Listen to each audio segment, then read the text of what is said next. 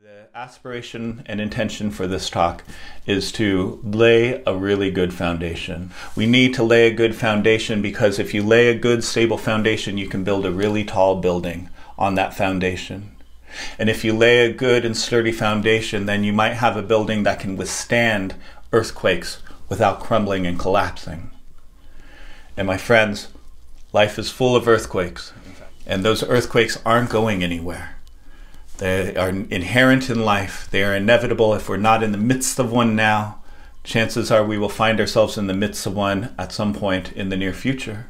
That is just the nature of things, and it's unavoidable. And so we need a good foundation if we are to withstand life, and not only just withstand life, not just survive, but thrive. Because it is the stuff of earthquakes, it's the falling apart and the difficulty and the challenges that we can turn into opportunities, into the very fodder for transformation. The difficulties in life are not a tragedy, although they can be tragic. But if we relate to them well, we can turn them into opportunities. We can alchemize them into gold. Things are constantly changing in our lives. That so many of us have a definition of happiness that is based on things working out, on the circumstances working out, on the ducks being put in a row. You know, I'll relax when, I'll be happy when, I'll stop being hard on myself when I get it all figured out and it's all lining up and everything's coming up me. But here's the problem with that. And I'm not saying the circumstances of our lives don't matter, and I'm not saying that the ducks don't get in a row. They certainly do. But when they get in a row, when we finally get there, what's going to happen over and over again is that something's going to change. And something's going to fall apart. And someone's going to get sick, or the job is going to be lost, or somebody's going to break your heart or disappoint you in some way. The ducks are going to fall back, you know, into disarray, inevitably. And so that definition of happiness is actually impossible. It's very, very unstable. We can't rely on it. What we can rely on is having a daily, stable base, basically. When we have a daily practice, it forms a base that we can return to over and over again, no matter what's going in our lives, and get to know ourselves and process with ourselves and settle down and work with whatever is going on in a meaningful way.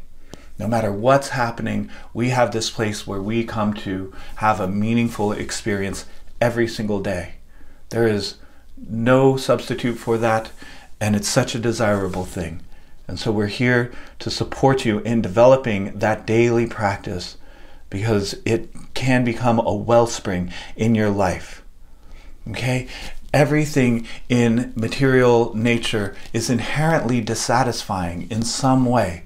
It always comes with stress. Even when we get rid of one set of problems because we manage to find the new job or the new partner or $10,000 more a year, the new apartment or whatever it is, losing 20 pounds or whatever it is, even when we attain that, we always find that that new desired situation comes with a new set of problems, isn't it? So we're not going to get away from that, the inherent dissatisfaction in things. And that doesn't mean the world is no good. The world is fucking wonderful. But let's be real about the nature of things and the fact that having an inner life is the only way we're ever going to reach a stable sense of happiness. That finding satisfaction and wholeness and goodness and meaningfulness within ourselves is the only thing that we can actually rely on in a consistent manner. So one definition of meditation is that it's a flight simulator for life. It is a place where we come to eliminate as much distraction as we can, and we create kind of a controlled environment where there's the least bit going on, and it's just us and our minds and then our reactions to what's going on inside of us. And that is a flight simulator. That is an opportunity to practice for what goes on out there when things are more chaotic, but we're, you know, having things come at us and we're reacting all the time.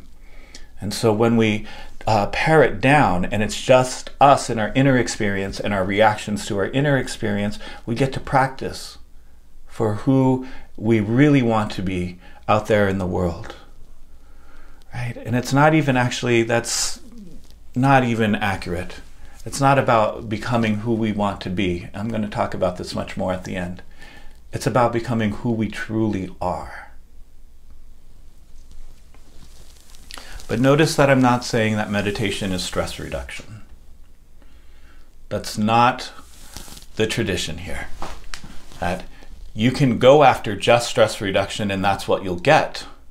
But you can go after transformation and you'll get the stress reduction along the way, and then so much more. So why go for bronze when gold is on the table? Okay? So it's not ultimately what this practice is for, but it is where we start in learning how to relax. Learning how to relax and learning how to be in our bodies. That's what relaxation means, is being in our bodies, being comfortable in our own skin. That's actually what presence means as well, is to be in our bodies, to have our attention and our awareness absorbed in our bodies. Why? Well, how many of us came to meditation because our monkey minds, the spinning circular nature of our thoughts on repeat, the same stuff over and over again, it's driving us crazy. Driving us crazy, keeping us up at night, usurping our sense of enjoyment and our sense of well-being in life, isn't it?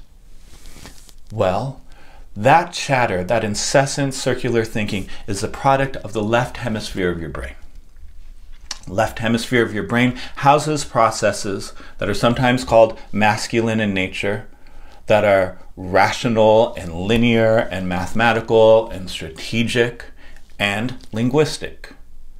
It's the left hemisphere of your brain that is responsible for all of that chatter. And the left hemisphere of the brain is not bad, it's great. It's just that we over-rely on it. We have a whole other hemisphere of our brain, the right hemisphere, that houses processes that are sometimes called more feminine, that are more abstract, more open, more elegant, more colorful, more picturesque, and non-linguistic, non-language, pre-language, they call it. It doesn't talk to us. It's not responsible for that inner dialogue that's describing our experience to us one moment after we've already had the experience and taking us away from the visceral, present time, sensual experience of life. It's also the region of our brain that is more attuned to the ultimate nature of reality, that which is interdependence and oneness, that everything flows into everything else. As Martin Luther King said, what impacts one explicitly impacts everyone implicitly. So that's what I mean by oneness, or that's actually a phenomenon that points to the inherent oneness of things. So check this out. The right hemisphere of the brain is also the hemisphere of our brain that is more intricately intertwined with the neurology that is spread throughout the body. The brain is not just up in the head, it's spread throughout, the gut and our hearts and our throats. And we have neurons and neurotransmitters extending all the way out to our fingertips and our toe tips. And the right hemisphere of our brain is more aligned with those neurological systems, and the body, unlike the mind, which is always in the past or the future in some way, right? Looking to the past and being full of regret and the pain of nostalgia and self-loathing about how we didn't get it right and how we needed to, engage in the argument better or say the thing better. Or we're looking to the future full of worry and anxiety and laundry listing about all the things that we better get right and how, how things ought to be in the future, which is really a setup for enormous disappointments. But the body is always present. It can only be in the present moment. But really, the body is the most primary thing about us, isn't it? And yet, how much mind do we pay to the body? How much attention do we pay to the body? How much respect do we pay to the body? But the body is the most primary thing about us, and it's this miraculous entity that we get to inhabit for just a little while. It's the most sophisticated thing in the known universe.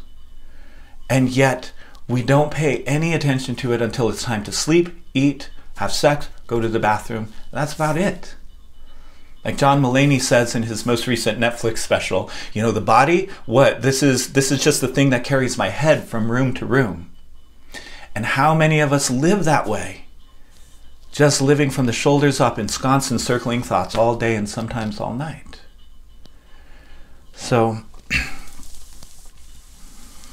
in this way, you know, again, there is just no happiness without an inner life. And where is inside? Where is within? Where is the mind? Is it out here somewhere? No. How could that be? It's here. It's the body. The body is within.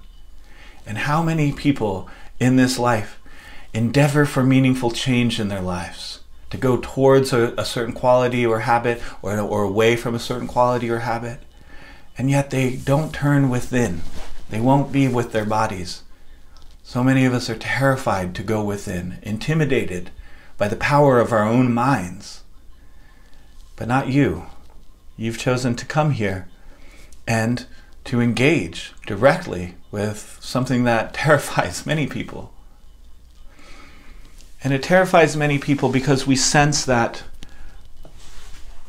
this other truth. We sense that the body is holding the totality of all of our unprocessed and unresolved emotional experiences, what are sometimes called traumas, either with the lowercase t or capital T.